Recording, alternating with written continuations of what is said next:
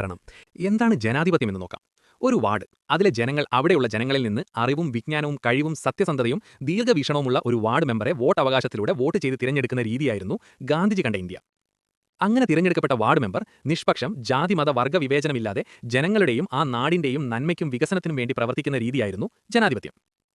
അതുപോലെ തന്നെ പഞ്ചായത്തിലേക്ക്, ബ്ലോക്ക് പഞ്ചായത്തിലേക്ക്, മണ്ഡലത്തിൽ നിന്ന് നിയമസഭയിലേക്ക്, ലോക്സഭ അല്ലെങ്കിൽ രാജ്യസഭയിലേക്ക്, പാർലമെന്റ് എന്നിവയിലേക്ക് ജനങ്ങൾ അവിടെയുള്ള ജനങ്ങളിൽ നിന്ന് അറിവും വിജ്ഞാനവും കഴിവും സത്യസന്ധതയും ദീർഘവീക്ഷണവുമുള്ള ഒരു അംഗത്തെ വോട്ടവകാശത്തിലൂടെ വോട്ട് ചെയ്ത് തിരഞ്ഞെടുക്കുന്ന രീതിയായിരുന്നു ഗാന്ധിജി കണ്ട ഇന്ത്യ.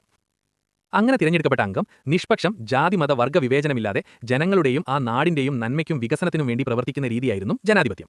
ചുരുക്കത്തിൽ ജനങ്ങളുടെ സമ്മതത്തോടെയും അവരുടെ പങ്കാളിത്തത്തോടെയും ഭരണം നടത്തുന്ന സംവിധാനമാണ് ജനാധിപത്യം. ഏത് മതം വിശ്വസിക്കണം, എന്ത് ഭക്ഷിക്കണം, എന്ത് പറയണം, എന്ത് ധരിക്കണം എന്നുള്ളത് ഒരു പാർട്ടിയുടെയോ മതത്തിന്റെയോ വിഭാഗത്തിന്റെയോ തീരുമാനത്തിലാവരുത് എന്നതാണ് സാരം.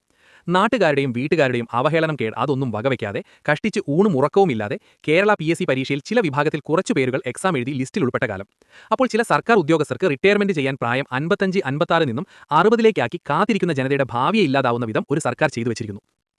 എല്ലാ ജനങ്ങളും അവരവരുടെ കമ്പനിയിലേക്കോ പറമ്പത്തോ ഏതൊരു പണിക്കും ഒരാളെ എടുക്കുമ്പോൾ അയാൾക്ക് പണി അറിയുമോ, അതിന് യോഗ്യതയുണ്ടോ, പണിയെടുത്ത പരിചയമുണ്ടോ, പ്രായമായോ എന്നുവരെ നോക്കാറുണ്ട്.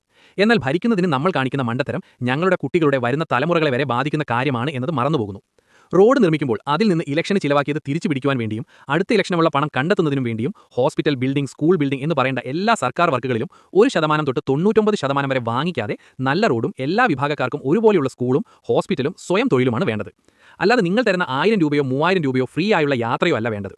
ഒരു കാലത്ത് ജന്മികൾക്ക് അടിയറവ് പറഞ്ഞതുപോലെ നിങ്ങൾ മുതലാളിമാർക്ക് അടിയറവ് പറയാതെ ആ നാട്ടിലെ ഓരോ സാധാരണക്കാരന്റെ വീട്ടിലും വികസനവും ക്ഷേമവും എത്തണം. എന്നാൽ മാത്രമാണ് വികസനം എന്ന വാക്കിന് പൂർണ്ണ രൂപമാവുന്നത് എന്നത് ഓർമ്മപ്പെടുത്തുന്നു.